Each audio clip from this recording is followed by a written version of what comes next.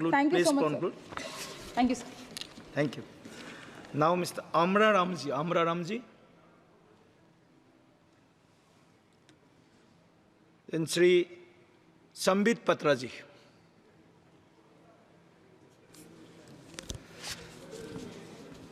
आप सभी को प्रणाम। पीठासीन महोदय, आपको बहुत धन्यवाद। राष्ट्रपति महोदया के अभिभाषण पर आपने मुझे धन्यवाद प्रस्ताव पे बोलने का सुअवसर दिया है। आज मैं इस सदन को भी धन्यवाद देना चाहूँगा कि आज 1 जुलाई को, जो कि डॉक्टर्स डे भी है, एक बहुत बड़ी चिकित्सा का काम गुलामी के खिलाफ हुआ है।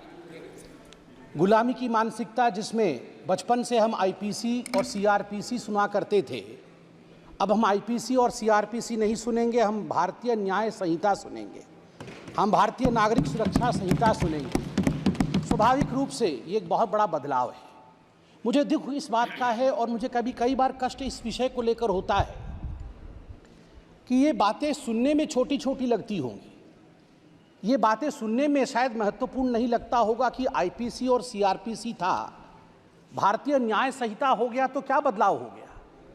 ये एक बहुत बड़ी छलांग है, ये मानसिकता में परिवर्तन है। आप सोच के देखिए, अंग्रेजों द्वारा बनाया गया कानून घसीटते हुए हम हिंदुस्तान के 75 वर्ष आज़ादी के हो गए थे, फिर भी हम उसे घसीटते हुए ले जा रहे थे। एक नरेंद्र मोदी को आना पड़ा बतौर प्रधानमंत्री यह सोचने के लिए कि we have to change this mentality, we have to come above this and we have to in a way and this enslaving mentality of the society of India.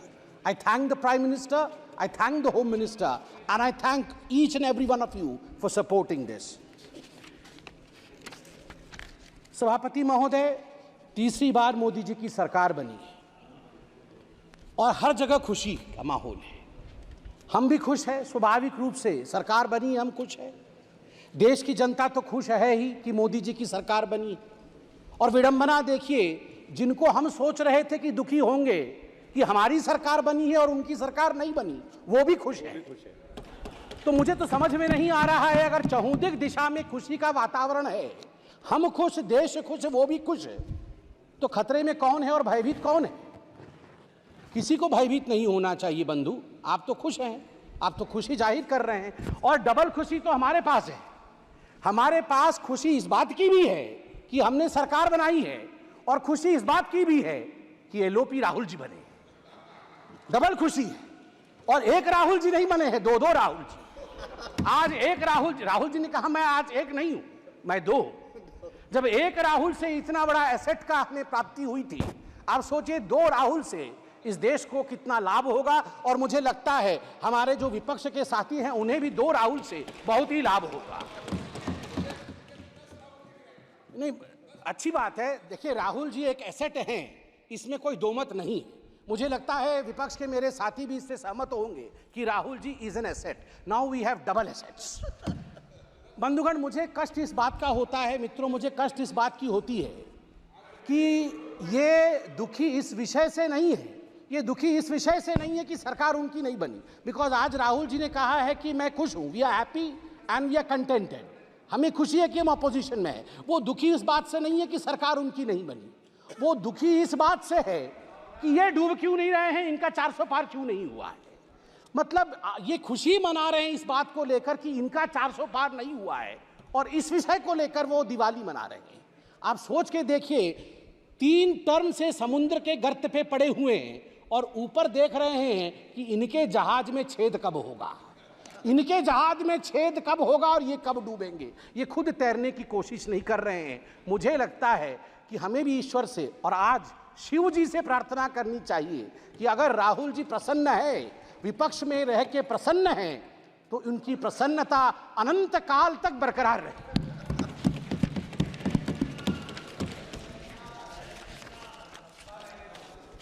सभापति महोदय, मैं पहली बार सांसद बन के आया हूं। इससे पहले आप लोगों ने कई बार टीवी में देखा होगा।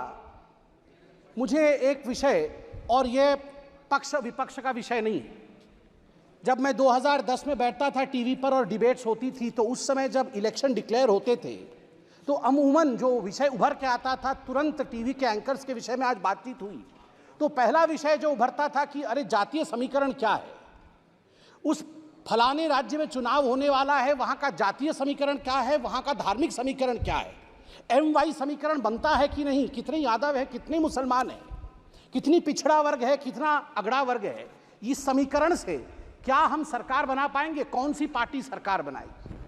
टुडे आई कैन प्राउडली से that this narrative has been forever killed by the Honorable Prime Minister, Mr. Narendra Modi ji's narrative of development. For the first time in the Indian polity's history, the narration today is how many toilets have been constructed, how many Awas Yojanas have been sent to the poor people. पहली बार आज देश में चर्चा का विषय बना है कि देश में आज 12 करोड़ शौचालय है। देश में आज आवास योजना के माध्यम से 4 करोड़ घर पहुंचाए गए हैं। आज पीएम ग्राम सड़क योजना के माध्यम से 7,45,000 किलोमीटर सड़क बनी है। जल जीवन मिशन के माध्यम से 13 करोड़ घरों तक टैप वाटर पहुंचाया गया है। आज ODF 4 लाख से अधिक गांव आज ओपन डिफिकेशन फ्री ग्राम घोषित किए गए हैं। किसान सम्मान निधि आज लगभग 11 करोड़ 47 लाख किसानों को 3 लाख करोड़ रुपए उनके अकाउंट में डायरेक्ट बेनिफिट ट्रांसफर के माध्यम से दिया जा रहा है। Soil health card 23 crore soil health card बनाए गए हैं। उज्ज्वला के माध्यम से 9.5 करोड़ लोगों को गैस कनेक्शन दिया गया है। सबसे बड़ी बात है कि DBT के माध्यम से लगभग 32 लाख करोड़ रुपए लाभार्थियों को दिया जा रहा है। याद करिए एक ऐसा समय था जब तत्कालीन प्रधानमंत्री राजीव गांधी कहते थे मैं 100 पैसे भेजता हूं, 1 रुपए भेजता हूं तो मात्र 18 पैसे नीचे पहुंचते हैं, बाकी बीच में ही समाप्त हो जाते हैं। आज मैं गर्व से कह सकता हूं कि प्रधानमंत्री नरेंद्र मोदी 100 पैसे पहुंचाते हैं तो 100 का 100 पैसा गरीब तक पहुंचता है, उसके अकाउंट तक पहुंचता है, कोई बिचौलिया खा नहीं सकता है।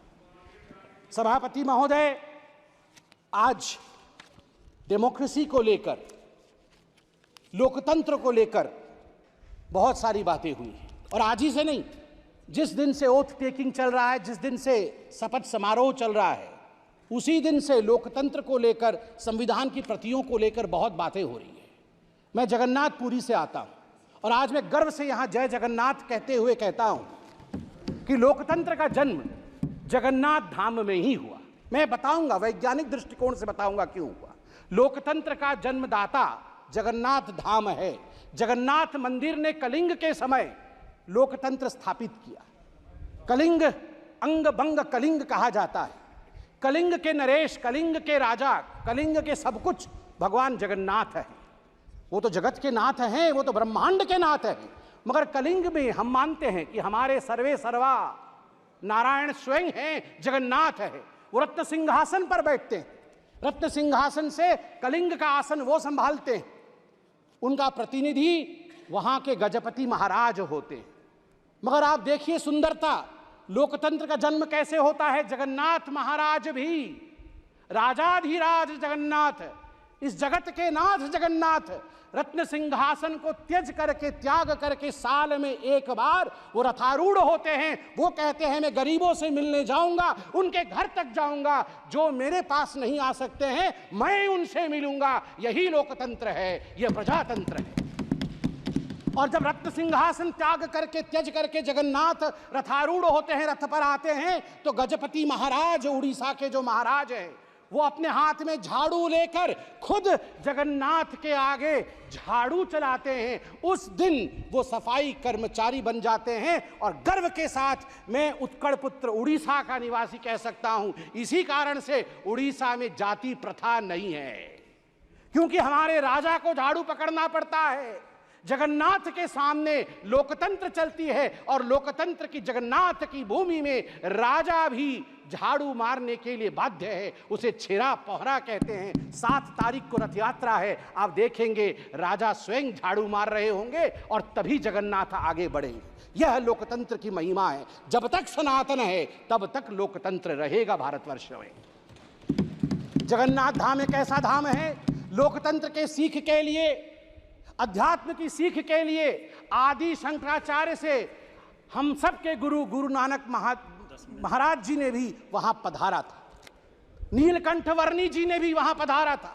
ऐसे कोई गुरु नहीं जो वहां नहीं आए और वहां से शिक्षा दीक्षा लेकर नहीं गए। और आज मैं फक्र के साथ कह सकता हूं, मेरे प्राजी वहां बैठे हुए हैं सभी, जब 1506 में गुरु नानक देव जी जगन्नाथपुरी आए थे और जब वो अंदर गए थे मंदिर भगवान के दर्शन करने, उस समय आरती चल रही थी। उस भव्य आरती को देखने के पश्चात अनायास ही गुरु नानक देव जी के मुख से आरता निकला था, जो अपने आप में आज इतिहास है। गगन में थाल रव चंद दीपक बने, तारका मंडल जनक मोती, धूप मले आन लो पवन चवरो करे, सगल बन राय फुलंत ज्योति, कैसी आरती होए भव कंडना तेरी, कैसी आरती होए अनहद शब्द बाजत भेरी, कैसी आरती होए तेरी। गुरु नानक देव जी कह रहे कैसी आरती तेरी, भव्य आरती है। भव खंडना, भय खंडन करने वाला। आप सोच के देखिए, आज भय के विषय में बात हो रही है। अनादि काल से इस भय को खंडन करने का काम महादेव ने किया है। इस भय को खंडन करने का काम उस सनातन ने किया है, जिस सनातन को मिटाने के विषय में आज ये लोग कह रहे थे और अनेकों वर्षों से सनातन के विरोध में कह रहे थे। मैं केवल और कुछ शब्द कह के अपने विषय को शांत करूंगा। सभापति महोदय, आज मुझे बड़ी तकलीफ हुई कि हिंदू धर्म को लेकर आज यहां पर जिस प्रकार से विषय रखा गया है, ये अनुचित है। आज यहां राहुल गांधी जी ने सभी के सामने कहा कि हिंदू धर्म को मानने वाले जो अपने आप को हिंदू कहते हैं वो हिंसक है। मैं गर्व से कहता हूं मैं हिंदू हूं और मैं हिंसक नहीं हूं। मैं गर्व से कहता हूं मैं हिंदू हूं और मैं हिंसक नहीं। आप हिंसा मत करिए। मैं हाथ जोड़ के कहता हूं आप हिंसा मत करिए, प्लीज। शाब्दिक हिंसा मत करिए। सब लोग शांत होकर बैठिए। राहुल जी ने ऑन रिकॉर्ड कहा है जो अपने आप को हिंदू कहते हैं वो हिंसक है। ऑन रिकॉर्ड राहुल जी ने कहा है जो अपने आप को हिंदू कहते हैं वो हिंसक है। मैं ये कह दूं यहां पर, हिंदुओं ने कभी हिंसा नहीं की। सर्वे भवन्तु सुखिनः, सर्वे सन्तु निरामया, सर्वे भद्राणि पश्यन्तु, मां कश्चित् दुःख भाग् भवेत्। हमेशा ब्रह्मांड की कल्याण की चिंता हिंदुओं ने की है। मुझे कष्ट इस बात का भी हुआ कि डीएमके ने आज हिंदुओं पे पुनः यहां आघात किया है। राजा साहब ने अपने भाषण में यह कहा कि हिंदू महिलाओं को एनस्लेव करती है। नहीं, हिंदू महिलाओं को देवी के रूप में पूजा करती है, उपासना करती है। दुर्गा, सरस्वती, लक्ष्मी, विमला ये माताएं हैं हमारी। हमने कभी एनस्लेव नहीं किया है। ये बहुत गलत है। और मुझे लगता है राहुल गांधी ये नहीं जानते हैं कि शिव जी त्रिशूल क्यों रखते हैं। राहुल गांधी जी ने कहा शिव जी का त्रिशूल नॉन वायलेंस का त्रिशूल है। ना राहुल जी, हमारे सभी देवी देवता एक हाथ में शास्त्र रखते हैं और दूसरे हाथ में दंड या शस्त्र भी रखते हैं। यदि शास्त्र का पालन ना हो, धर्म का पालन ना हो, तो फिर शस्त्र उठा करके दंड देने का संवैधानिक प्रयोजन अनादिकाल से हमारे देवी देवताओं के पास था। इसलिए भय बिनु प्रीति नहीं हो सकता है। प्रीति करना होगा, इस देश से करना होगा, इस देश का जिंदाबाद करना होगा। चिल्लाइए मत, पीछे वो बैठे हैं जिन्होंने जय फिलिस्तीन कहा था। आप बैठिए। ना, बिल्कुल सही कह रहा हूं जी। आपने यहाँ शपथ में जय फिलिस्तीन कह दिया। मुझे तो डर इस बात का है कि वह दिन भी दूर नहीं जब आप में से कोई यहाँ जय पाकिस्तान भी कह दे। भरोसा नहीं है। जय फिलिस्तीन कह सकते हैं तो जय पाकिस्तान भी कह सकते हैं आप लोग। आप लोग धिक्कार का विषय है, धिक्कार का विषय है। यदि आप जय फिलिस्तीन कह सकते हैं, यहाँ पर जो संवैधानिक प्रक्रियाएं हैं उसको ताक पे रख करके आपने जय फिलिस्तीन कहा, कल को जय पाकिस्तान कैसे नहीं कह सकते हैं? कह सकते हैं। और आप लोगों ने कहा सेंगोल हटा दीजिए। आप लोगों ने कहा सेंगोल हटा दीजिए। सेंगोल मतलब समझते हैं आप? सेंगोल एक तमिल शब्द है जिसका अर्थ है सिमाई। सिमाई मतलब राइटियसनेस, न्याय का दंड है। ये धर्म का दंड है। धर्म मतलब हिंदू, मुस्लिम, सिख, ईसाई नहीं। धर्म मतलब धारयति इति धर्म, जो धारण करता है न्याय को वो धर्म है। ये दंड न्याय को धारण करता है। ये कभी ना हटेगा, ना हटने की इसके स्वप्न कोई देख सकता है। इतना ही कह के मैं पीठासीन को नमन करके धन्यवाद देता हूं। श्री अमरिंदर सिंह ब्रार जी, रूडी साहब, प्लीज प्लीज।